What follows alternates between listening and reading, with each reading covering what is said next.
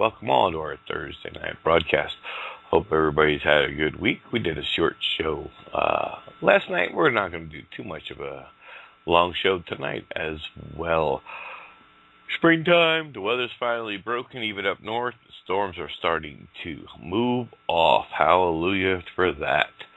You guys will finally get out of that snow for a while and start drying out and warming up, so you guys can get caught up on your gardening and plans as the summer rolls in. How you doing, Jess?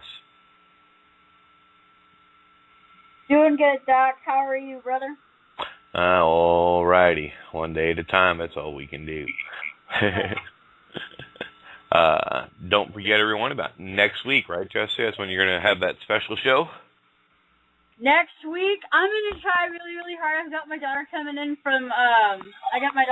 this weekend, so for her spring break next week, so I'm going to try really hard to get my information and stuff done. Yes, I haven't had a chance to do it the last 2 weeks, and I'm really excited, so yes, it will be an exciting show. I will try to teach you how to create bows and make arrows, and maybe I'm going to try to see if I can find a little bit of history on it for you, too. Awesome. I'm going to try. Great stuff. Looking forward to that next week, everyone. So don't forget to join us here for that, or, of course, you can always catch it in the archive. Not much going on that we have not covered in the past. Nothing overly exciting. A lot of news on what they're doing out there as always with the moving in of the heavy equipment by HLS. What a laugh that is. And that's not to be shipped overseas, folks. All that heavy equipment and armored vehicles and all that you see rolling down the streets on the back of these flatbeds, they're coming out of the south here. They're actually driven by UN soldiers, and a few of them have been stopped along the way as the states are waking up to this and saying no more. So the states are actually getting involved and reactivating their official state guards and militias. And this is, good in a lot of ways. Also could be a sign of troubling times ahead. Only time will tell. We'll just have to see how it goes.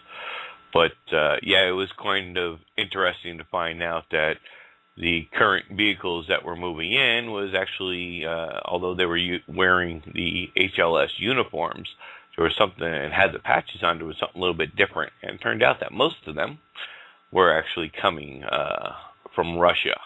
Or they're the Russian soldiers over here. Why do we have Russian soldiers over here operating heavy military equipment like that on our soil? Well, who's to say, right? Again, we can talk about conspiracy all day long, but until it happens, ain't nobody gonna believe it. Ain't nobody gonna, they're just gonna say, you're crazy. It's, nothing but a conspiracy. Well, all throughout history, we've seen time and time again, conspiracy is just the warning of the facts. And it's been that way since the beginning of recorded history. That's what makes me laugh. Conspiracy theory simply means that it's a possibility and the likelihood of something occurring or is occurring at the moment simply shows and proves that, not theory anymore. It's only theory until the day it happens. So consider it a warning to keep an eye out. And I just want to applaud the states out there and the individual countries. There's 22 so far throughout the Union that have reestablished their militia. They've done this because what had happened was during the original, going back to the beginning of the Iraqi war and whatnot, what was going on is they were coming in, the federal government was coming in and confiscating all the National Guardsmen and all the equipment and gear to ship over there to help support that effort, whatever you want to call it. War, action, whatever. Occupation is really what it was. And it's all in the name of the New World Order, of course. But they came in and took all the equipment. Well, after the fact, of course, states wanted their people and their equipment back. I mean, the states paid for this stuff, right? And they came in, the federal government came in, confiscated it all, shipped it all overseas, and did not and will not reimburse these states. And the states are not getting their equipment back because the government wants more control of, the state's powers. Like, oh, well, we'll help you out. We'll help you reestablish your equipment. However, there's always that however or the but, and the states have turned around and said, F you. They've turned their back. We heard time and time again, our sheriffs are turning their back and throwing the federal government out of the states. So this is a good thing, folks. People are finally getting it, including our local officials and our local politicians. They've had enough. They're not playing the federal games anymore. And sadly, the federal government knows this, so of course they're using other tactics. What those other tactics are going to be, that's what we're waiting to find out. Depopulation, of course. The Gulf oil spill, intentional. It's all that stuff's been proven time and time again. 9/11, false flag. There's all these false flag events that always occur before any type of so-called war or occupation occurs. And it's been that way again since the beginning of recorded history. Nothing new here under the sun, folks. It's just that it's new to us because it's happening in our lifetime. And it's no longer coming out of the history books. The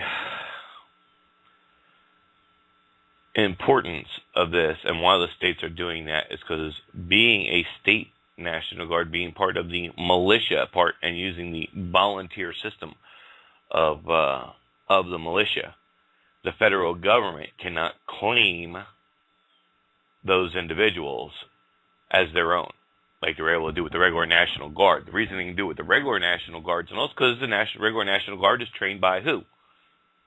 Usually the U.S. Army.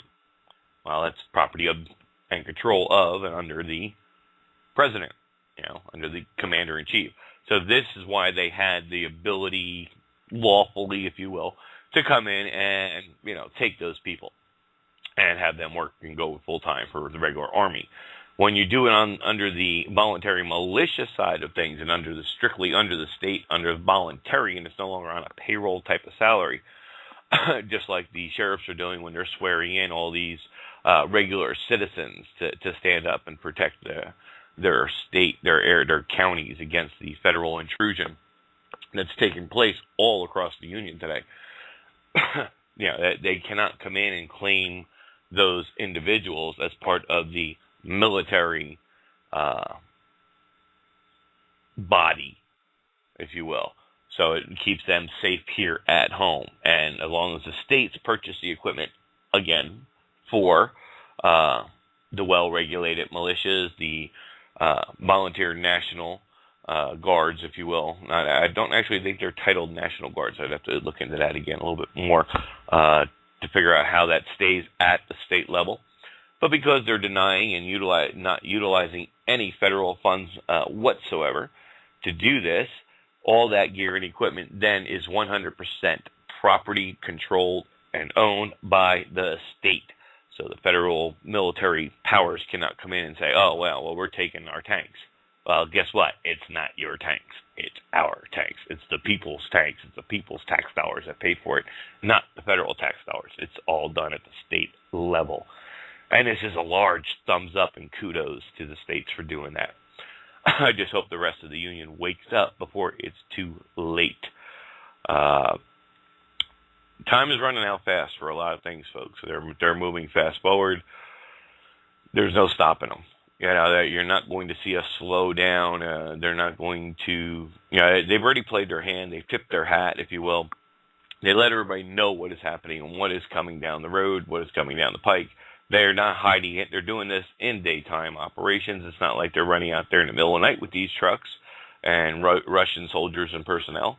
No, they're doing this, driving right down the highway. Bright, sunny summer day, whatever the case may be. They're not hiding anything anymore. A lot of this is also coming out of here around you'll find a lot of talk and a lot of chatter coming out around the Tennessee, Kentucky areas, I believe. There's some sort a large military chemical installation plant or something. I don't know all the ins and outs. I have not done all the research on that. However, that's where it's coming from, folks. That's why you see most of the travel is heading north. They're coming from the southern area where they're building these new tanks or having these new tanks brought into the ports down here in the south and moving them slowly across the Union. First northerly, and then of course it'll go from northerly and sweep across the west, out to the west. But they're not stopping. They know they're on their final legs. This is the final push with everything that's coming to a head with the Obamacare, if you will. You're not going to see another election. The final pope on the pope side of predictions. Your final pope is in office. You're also looking at the 44th, the final president sitting in office. Look for federal elections to be canceled, null and void, non-existent from this point on. There will definitely be something happening before the next election at the federal level, because the federal elections are going to be no more. I do not see another chance for any type of federal elections. And anybody who's ever listened to the show knows that that's quite all right, because guess what? It's not our government, folks. Our votes do not count. If you're not a member of the political party, of the electoral college, your vote doesn't count anyway. So why waste your time and energy? Matter of fact, the less people that vote, the quicker they'll get the message, because now we understand voting is a crime. The crime is treason. It comes with a 2-year prison sentence, folks. That's right. You've heard it correct. Read the law. It's all about the law here, folks, and you guys know that. So don't sleep. Stay sharp. Follow the news. Follow the rabbit hole, if you will. See how deep all this madness goes. If you've been looking around on my Facebook post, you're seeing more and more information being shared, especially on the evils of the vaccines and what's happening there just in the last, in our lifetime, folks. This is not going back a long time. This is just in the last 10 years, 15 years or so. We've gone from the mandatory child inoculations, if you will, of 10. That's all we ever got when we were kids. If you look right on it, 2000 and something, and it was 2003 or whatever the chart released, it says maximum vaccines. Okay, for newborns and your teenagers and whatnot. There's space throughout your young life there growing up. Was 10. Today, those same 10 are in the list. However, now there's a total of 33 to 45. And it's pure evil. Every single one of these is poison. Look at the reports. They even have enough nerve to print it on the government website. They have to by law. But we're too stupid. We don't bother to look. Well, if you're one of those and just prefer to watch a video, that's okay. We got you covered. Head on over there to YouTube channel and look up, or the regular website, Experimental Vaccines, because that's what it is. It's all an experiment, and you are the guinea pig. Experimental Vaccines. Go check it out, folks. He's got hundreds of it, and he shows you step by step everything that's going on, word for word, right for the government websites, how they're paralyzing, destroying intentional part of the brain cells, and so much more. A lot of information there. It just blew out at you. But I also have a special recording tonight. Jose, I think, finally made online. He's been having tons of internet trouble the last couple of days. Before I pop in there and check on Jose, I want to do a quick shout out there. Please hello, my friend. Always glad to have you join us here each and every chance you have. Over on the Blog Talk Radio side, we have a couple of guests, and Bob for Freedom has also joined us this evening. Glad you can hear us. Finally got sound. Good deal. Yeah, sometimes with the Blog Talk Radio, you have to refresh from the time that the show starts up. Jose, you there? Nope. Yeah, I'm here. There we go. Hey, how you making out? I see you finally managed to get in there. Well, sequester. I've been looking that word up, and putting two and two together, and yeah, they got some bullshit definitions all over the internet for it. Mainly in economics. Oh, this is and banking definition for it, and this, that, and the other. And I'm like, yeah, but it's the law definition that counts. It's not the banking definition. So I was, looking back and forth, this, that, and the other, and oh, wait a second. Law plus banking and what's going on in Europe and all that other stuff. Oh, okay, well, let's see how this all connects. Hold on, Doc. I got to do something.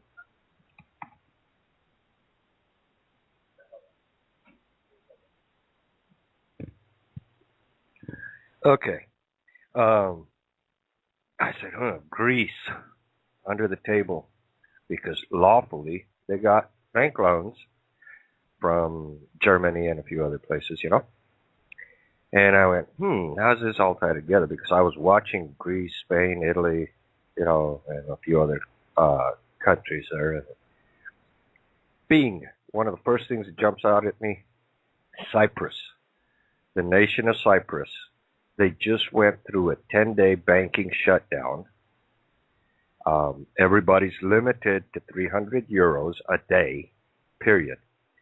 If you had over 100,000 euros in the bank, and the reason I said had is because now your bank account reads 100,000 euros, and anything over that went to pay the national debt of Cyprus.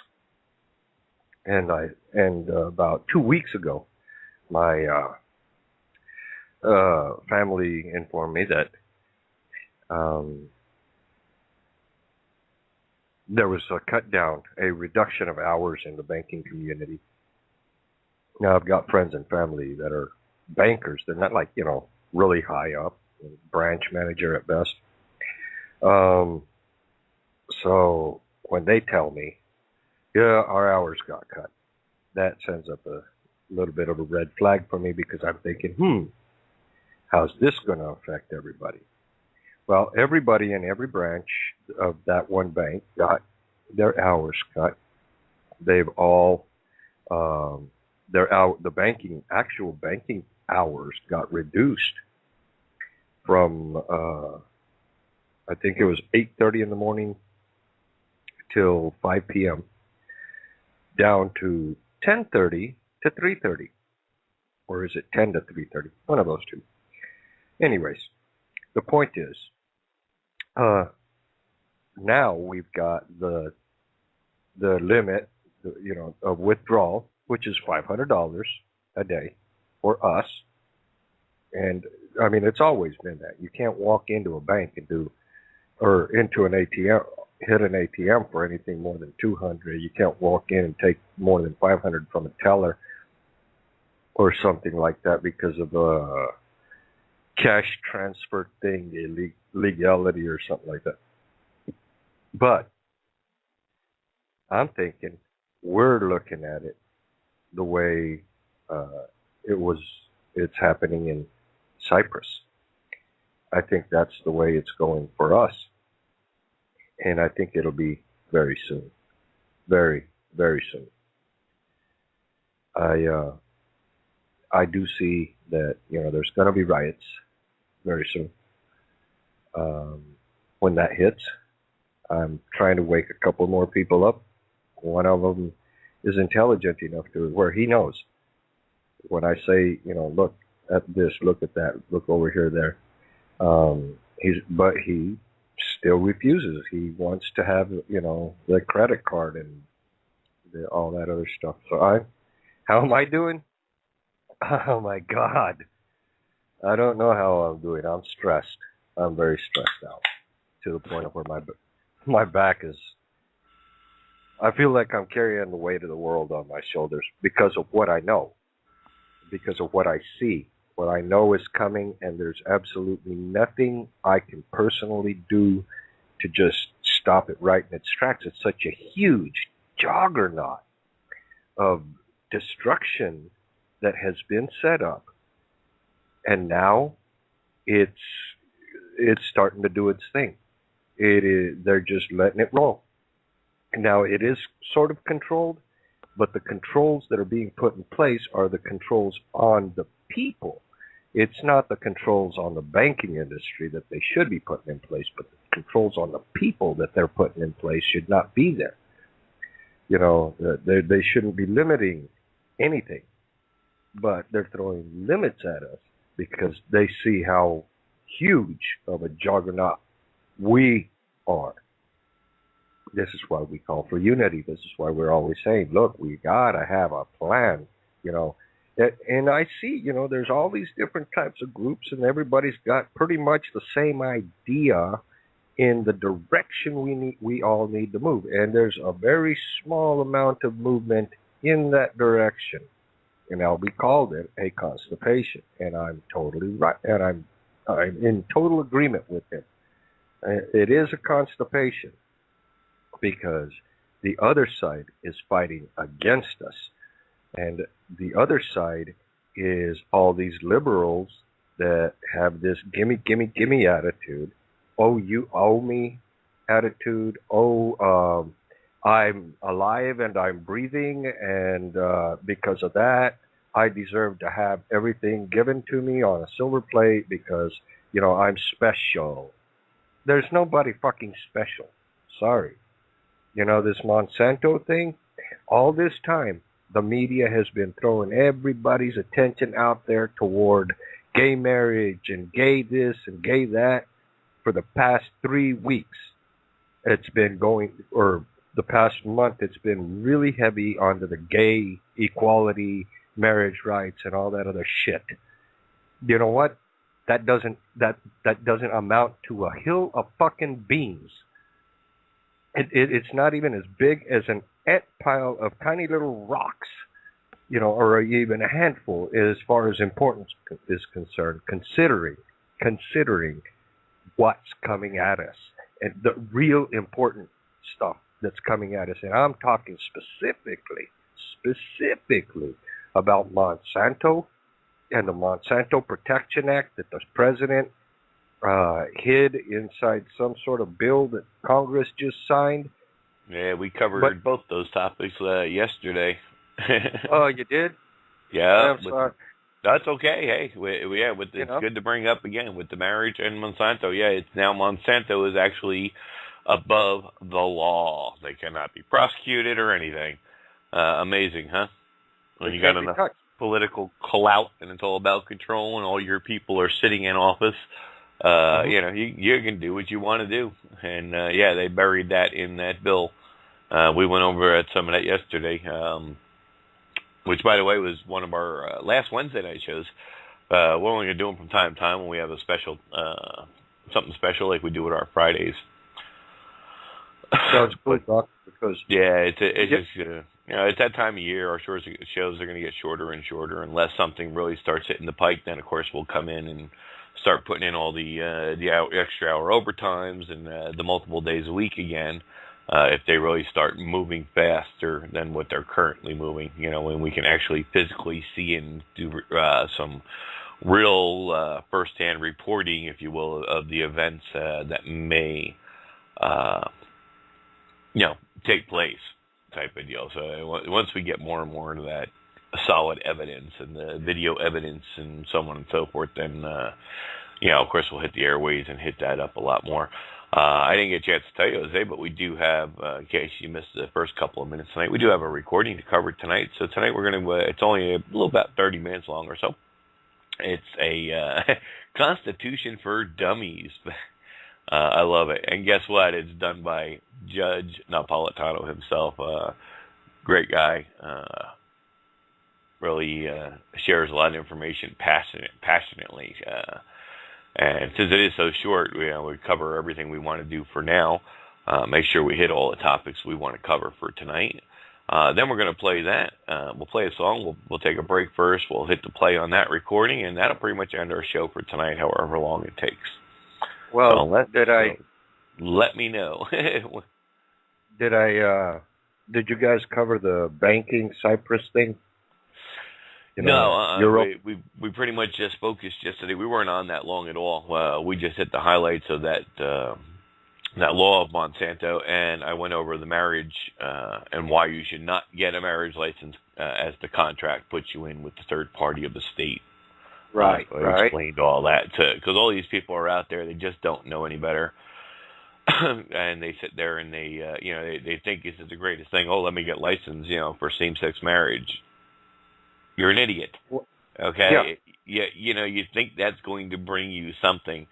The benefits that they list, and it's amazing. I put it up there on one of my ATS discussions. We had posted it there as well, and we were looking at the comments, and it was pretty funny because they were coming in. It took a while to get more than the first response, which is usual in my threads. They'll sit there and flag me and star me up the butt, but they usually don't comment because I cover everything. There's no reason to comment other than, way to go, There's just nothing else really to say. So, little by little, people are starting to post some sort of a comment, and there's only one person out of all the people that posted that said, yes, they wanted a license because it was, and it had to be a young teenager. It was a young female. And yes, she wanted a license because that proves my commitment to my husband, and it shows the state to my commitment. Obviously, she didn't read the whole article. Yeah, no kidding. So, because everybody else even kind of did like a deer in the headlight when she put that up, because it was like, okay, obviously you didn't read anything there. If you had, you would have, even as a young teen, you would have been able to figure out real quick what's happening here. And I posted this specifically for everyone. It doesn't matter, same-sex marriage, partners, whatever the case may be. The law is the same. It's contract, folks.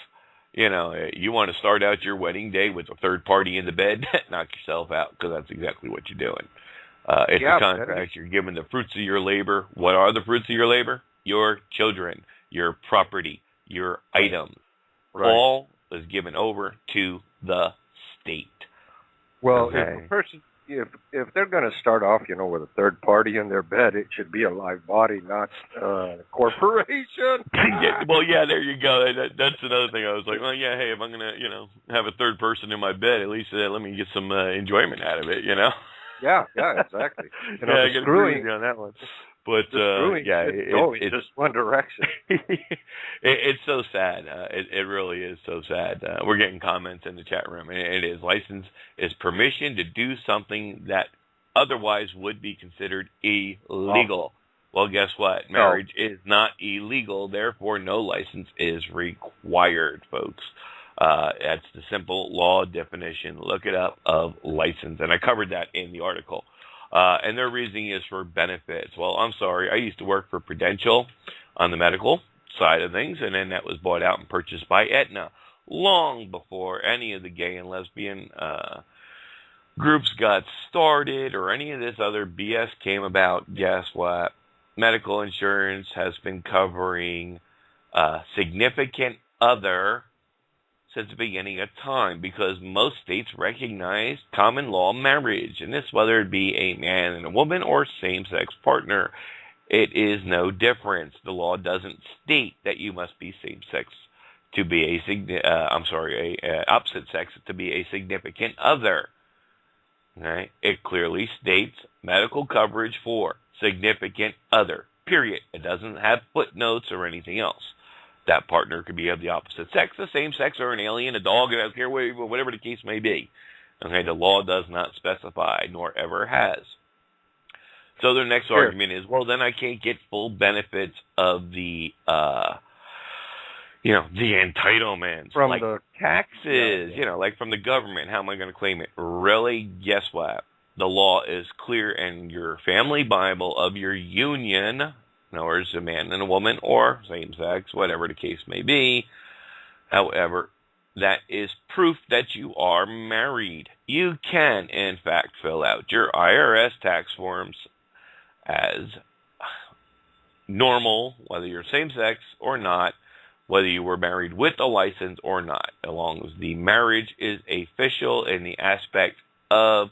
It was an agreed upon union with witnesses, i.e. your best man and maid of honor, and your priest or whoever it may be, and they will sign your family Bible. You do not need a license, and most pastors out there are waking up to the truth and the fact of this, and they will not marry you with a license today. If you have a license, they will refuse to marry you because it is against their code of the Bible being polygamy. You're inviting a third party into your marriage contract, into your wedding bed. And they've realized this finally, after all these years of brainwashing, have finally realized what is going on and taking place. So if you're part of that movement, if you know anybody in that whole movement that want to get this recognized marriage BS going on, please, please, please talk to them. Find my threads. Look it up on the net. There's a great pamphlet. We covered it in yesterday's show out there. It was put out 10 years ago. Okay, folks, this isn't new information. 10 years ago this was put out. The other thing is about, well, head of households and, just entitlements and benefits on their own. Well, anybody, of course, that listens to our show, they understand we don't want those anyway. But if you do need them, so be it, Wait, Doc, yeah. Doc, everybody needs some sort of entitlement, like the entitlement to spend all night in jail. I mean, come on, there's got to be some benefit to getting put in manacles and handcuffs. Come on, there's got to be. Come on, you want to exercise your privilege to submit to government, at least.